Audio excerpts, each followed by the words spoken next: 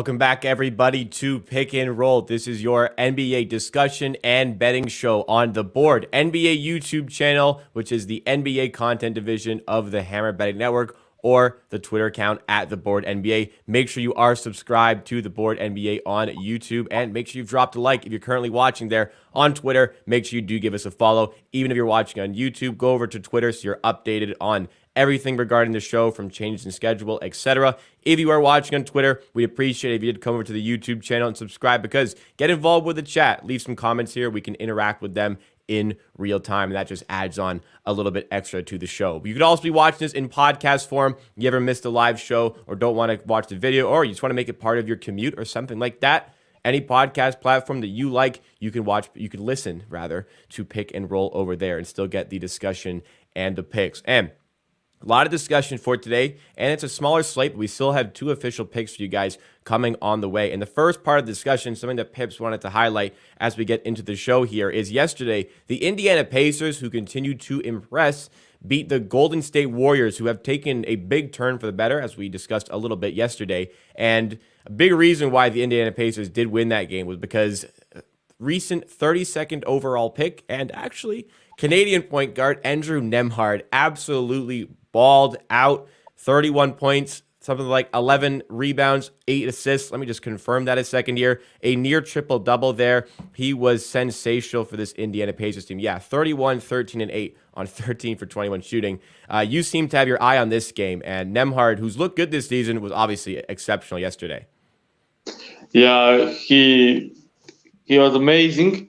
Also, the game against the Portland, he had 8 assists, but he had like 26 potential assists. So yeah, he just didn't have teammates scoring, but he is amazing. Like, if you just go watch every bucket he made or assist he made, like it's like watching Halliburton play. Like, assists are amazing. It's not just the pass; it's the creativity in those, like drive, dump offs, pick and roll, throwing lobs, amazing stuff, and also shooting very efficiently. He scored. He made 5 out of the 7 threes, and I think every single one was a step back three or 2 guys, which was amazing. He also did great on defense. Steph Curry had probably the worst game of the season, like completely locked down. And yeah, they were down in the fourth, and he just completely took over and made or scored almost every bucket for the end of the game. Like, just unbelievable talent. And I actually was impressed with him entire season, but in a very small role. I like playing next to Halliburton. I was like, okay, Halliburton makes everyone better and open up the game for him. But now when Halliburton sits and he did this in 2 consecutive games, I think he is amazing, like amazing. Yeah, I've been impressed with him. I do a lot of work pre-draft on prospects, and because the Raptors drafted 33rd, Andrew Nembhard was high on my radar. Ended up going 32nd. Now, I'm definitely happy with Koloko, who the Raptors took 33rd, but I really do wonder if the Raptors would have gone for Nembhard if he was still on the board at 33rd overall. That's just something interesting, because me and Pips talked a little bit about the Raptors last night after their loss to the Celtics here. Clearly need a ball handler. Andrew Nembhard would slot in really nicely as a backup guard to Fred VanVleet. But hey, in particular, Andrew Nembhard, I was high on him pre-draft, and he has blown expectations out of the water for sure. And the Pacers are doing a phenomenal job of just getting the most out of all the players they have, really going guard heavy with their team, and it's working. It's very much working. Now, moving on, going with the YouTube title and thumbnail, if you are watching over there, a team we wanted to talk about, a team we've spoken about a lot, is the Dallas Mavericks. So Luka Doncic helped us with the same game parlay yesterday, and we'll get to that in just a second here. But the handicapping was that Luka's going to have to do it himself. I guess we got that to a degree, although the Mavericks absolutely blow out the Phoenix Suns, who they seem to have an ownership over since that legendary Game 7 from the previous season. But still some issues with his team. They are 12-11. They were the wide consensus was that they were going to be a contender this season. Me personally, I don't know about you, Pips. I feel like they're right around where I thought they would be. And the reason for that is maybe a general lack of overall defensive talent. Now, their defensive rating would suggest otherwise, and a general lack of offensive threat and ball handling and shot creation outside of Luka Doncic. And their offensive rating wouldn't suggest that, but at 12 and 11, and Luka having to do so much for this team, number one, what do you think the Mavericks need to amend this? Number two, are you concerned about the Mavericks? Number three, are you like, would you be fearful as a Dallas fan if Luka might want to leave at some point? It's kind of loaded. We'll take them one at a time. So, can you just repeat what was the first one? Yeah, I kind of loaded you up there. First one, I'd say, what do the Dallas Mavericks need right now to amend the issues with the team, and what issues are they? So it will a lot of stuff will be unlocked for them if just Reggie Bullock will make some shots. Like Yeah, I was just he's say like, the same. Easiest yeah, the thing. great guy. Like he can be a great. He's a great point of attack defense. He's also a great defensive player. They have also Dorian Finney-Smith, who is a great defensive player. So yeah, you need to have like two, 3 and D guys 3 and D, next yeah. to the Luka at the all time. And let's just be honest, like Dwight Powell and McGee are not the starting centers in 2023. Like, yeah. And Yeah. you can't, there is no way you can start Christian Wood with Doncic on the floor. Like, you have two awful defenders, and that won't work. So, I think they made terrible moves in the summer, letting Brunson go and signing up Christian Wood and Javal McGee. Like, you didn't solve anything with that. Like, Yeah. nothing. And yeah, that's the problem. And when you have guys underperforming, undershooting, I would say, I mean, the quality of looks Bullock and the Dorian Finney are getting is at the top of the league. Like they are first and second in the quality shots in the league, and then just are not making it somehow way worse than the last season. And yeah, that's the thing on the offensive rating. So offensive rating is actually amazing considering they are not making any shots. Yeah. And I would say that people overestimate their defense because they play super slow and they see the box scores like with like 105 to 100 points, like a pretty usual stuff for Dallas games, and they like think their defense is great, but it's actually pretty average, or I would say below average, especially as the Wood get more minutes. And yeah, they're playing super slow. Like they're playing the slowest Yeah. pace in the league, like for the last 3 seasons, and with so many less possessions, they are of course a lot less points. So people when see Dallas games like end up 102 to 98, they think, oh, they play great defense, but Yeah. the game had 10 less possessions than an usual game. So I think.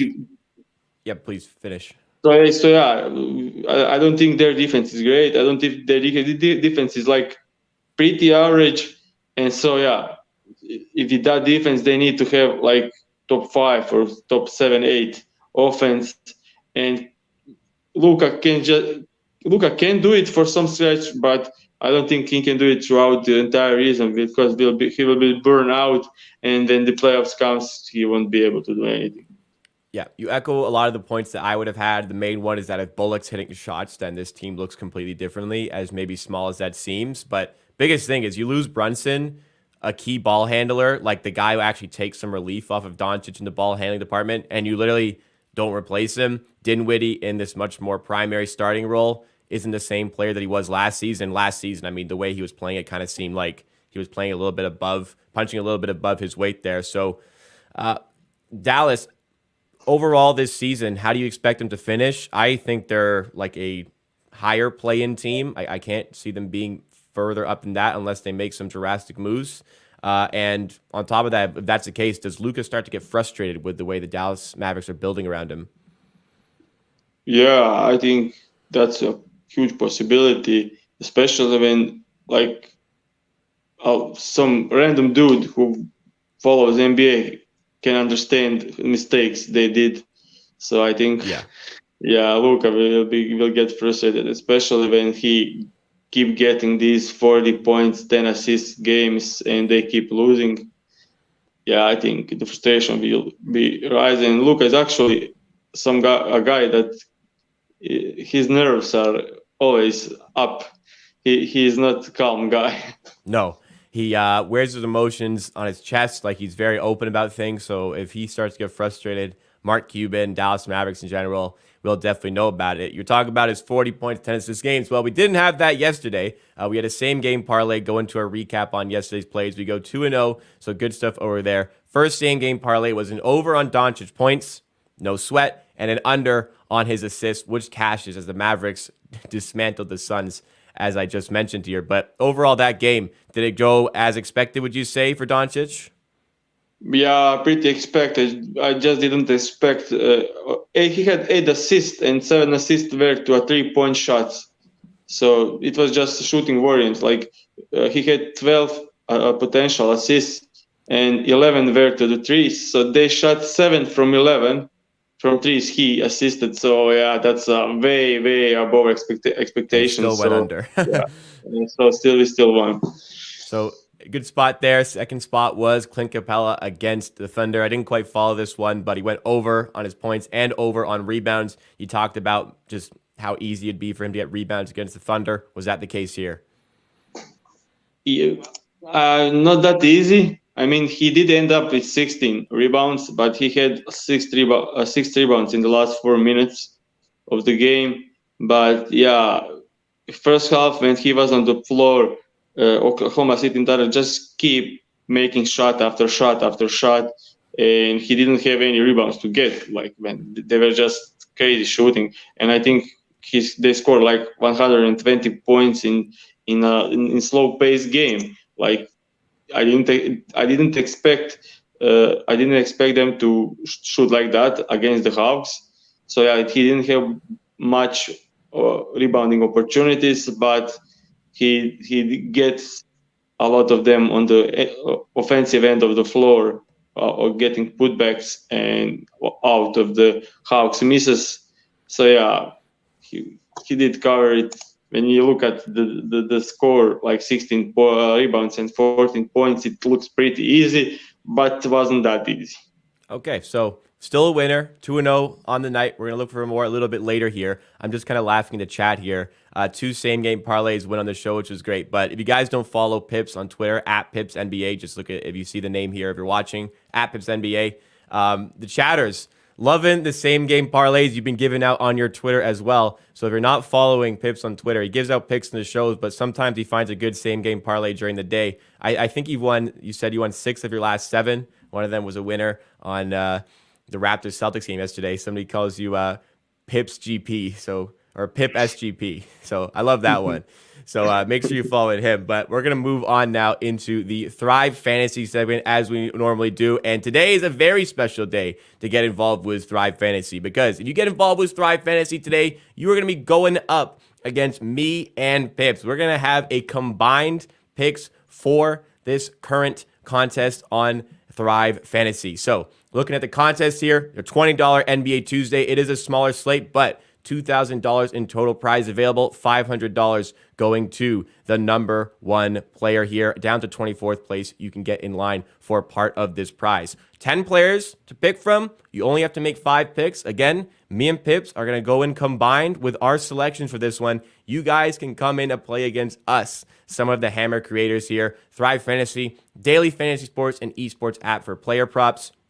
Choose the players from the list here. You assign points for their over or their under on the Pacific stack that is given out. And the player who racks up the most points is the ultimate winner. But again, up to 24. So if you're in top 24 in terms of your points on the over or the under, you are in line for part of that cash prize. And to make it super easy to get started with Thrive Fantasy today, like I said yesterday, we have upped our exclusive sign-up offer. If you sign up to Thrive Fantasy with code HAMMER, you will get a $250 bonus in a 100% deposit match up to $250. You take only 20 of that $250 in the bonus. You're playing in the contest today against me and Pip. So super excited to share that news with you guys.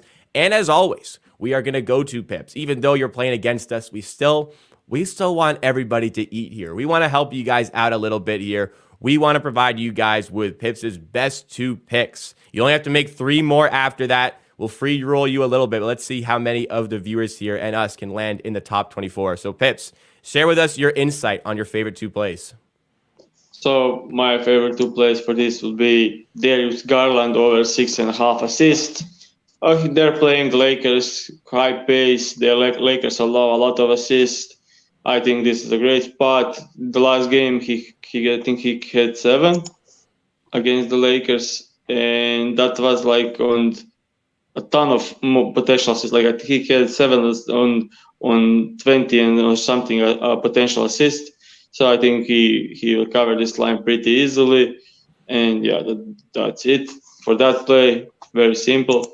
And the second one is Jaden Ivey and over 7.5 rebounds and assists. I think he had 10 plus in the last 4 in a row. There is no Kate Cunningham, so more rebounding opportunities, more assist opportunities.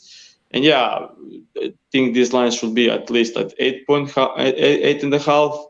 And Miami will probably hedge the pick and rolls, so Ivy will have to pass out from it. So more assist opportunities, and they are allowing us a ton of rebounds to the guards. So yeah, I think this is a great spot for Jaden Ivey.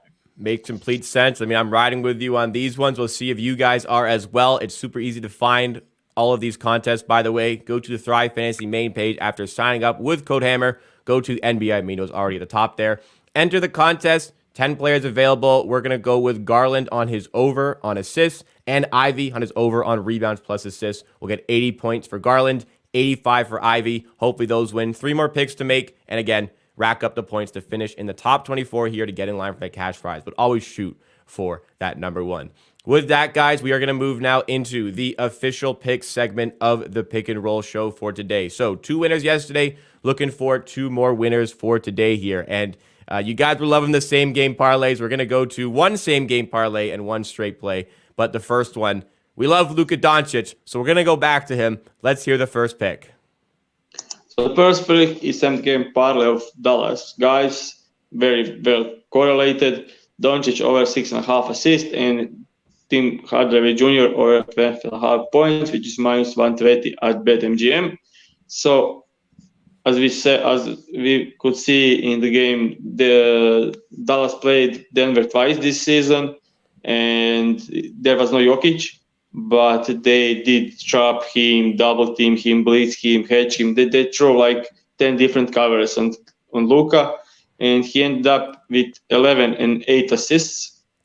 And in the last 10 games against Denver, he covered this line in 9. He also had 8 plus in 9 out of the 10, so we are getting 1 point lower. We are good with 7 assists.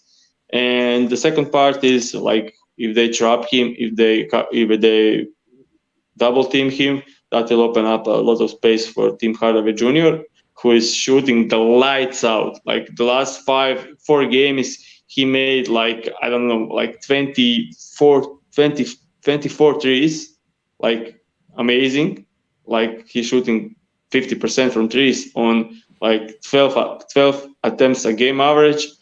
He scored 22 points against the Golden State Warriors, 26 against the Pistons, 28 against the Knicks in a blowout. So he played only 27 minutes, scored 28 points. And the last night against the Phoenix Suns, who are great defense, and they weren't double teaming Luka Doncic, he still ended up scoring 17 points without playing any 4-quarter minutes. And Denver Nuggets are 5th worst defensive team in the league. And if they trap Luka Doncic, I don't think they can do well on the defending Tim Hardaway Jr. And this game should be a close one, battle between Luka Doncic and Nikola Jokic. And I think this play is very, very high value. So correlated plays here. You're expecting if Doncic is pulling up the assists, a lot of them are going to be going to Tim Hardaway, who has been playing a lot better after a not so good start to the season, I would say. So looking for a little bit more magic from Pip SGP, as the chatters are loving that one. So let's go to the second official play here. No same game parlay this time, just a straight play, but it involves the Cavaliers and the Lakers. I hope the Cavs tire out the Lakers a lot tonight because they're in Toronto tomorrow to play my Raptors. So hopefully Donovan Mitchell gives them the work, and it would help again with this second play here. So the second play here is Donovan Mitchell over 26.5 points, which is minus 115 at BetMGM. So I think this line is like, if we consider the pace of this game, I think this line is way too low. So Donovan Mitchell, so interesting part is Donovan Mitchell over this line in 15 out of 19 games with 25 or more minutes. That's like mind-blowing. Yeah. And he had, during that, with that minutes, he had 31 points average. And he also scored 33 against the Lakers earlier this season, and Garland was playing in that game. And also one interesting part about, so he went over in 15 out of 19 games. So the 3 games that he didn't cover were the games against the Boston Celtics, where he had 25 points while shooting 11 from 27. He took 27 field goal attempts and scored 25 points. That's it had no free throws, which is not something we usually see from Donovan Mitchell. Yeah. And the other one was 23 points against the Milwaukee Bucks in a blowout. So he came close while shooting 7 from 19 against the best defensive team in the league. And terrible matchup for him because he was guarded by Jrue Holiday. Yep. So he also came close in a blowout. And the last game was 23 points against New York Knicks in a game where Cavs scored 80 points and Donovan Mitchell was shooting 2 from 11 from 3, and Donovan Mitchell shooting 42% from 3 this season. So yeah, all 3 unders were just like unusual games, unusual shooting and tough matchups. And let's be honest, Lakers with that pace, I don't think they can take both Garland and Mitchell, and I think Donovan will be in a great spot, especially with Davis probably being in a drop coverage to protect the rim. He'll have a lot of wide open mid-range and coming off the screens and stuff. And I think Jarrett Allen could be back tonight, and that will have some great screens, setting great screens for Donovan Mitchell. Yeah, handicap makes sense. Donovan Mitchell only really struggles when there's a formidable matchup. You spoke about Jrue Holiday. I'll bring up a game where OG was defending him. But the Lakers don't quite have those sort of players in the guard positions, and AD is going to have to be really worried about the formidable front court that the Cavaliers do have. So those are your 2 plays for today. Gonna recap here. First one is a Pip SGP. Mavs at the Nuggets. Doncic over 6.5 assists paired with Tim Hardaway Jr. over 12.5 points. That is minus 120 at BetMGM. Second play, as we just said, is Donovan Mitchell over 26.5 points. Hosting the Lakers tonight. That is minus 115 at BetMGM. But let's hope to get some good picks over here. Make sure you guys are signed up to Thrive Fantasy with code HAMMER. If you're watching on Twitter, I always reply to the live stream video. The first reply has the link to sign up, so you can skip the code, just takes you directly to the promo, gets you in line for that 100% deposit match up to $250. But you want more picks like this? We go live every weekday at 11:15 a.m. Eastern time. So make sure you're subscribed on YouTube to get notified for those things, and follow us on Twitter as well. If you ever can't catch a live stream, don't want to watch it in video form after the fact, it is available on your favorite podcast platform. Just search Pick and Roll, and you will find it with absolute ease. Thank you again, guys. Follow Pips NBA on Twitter for more Pip SGPs, and we'll see you again next time for some more NBA picks and discussion.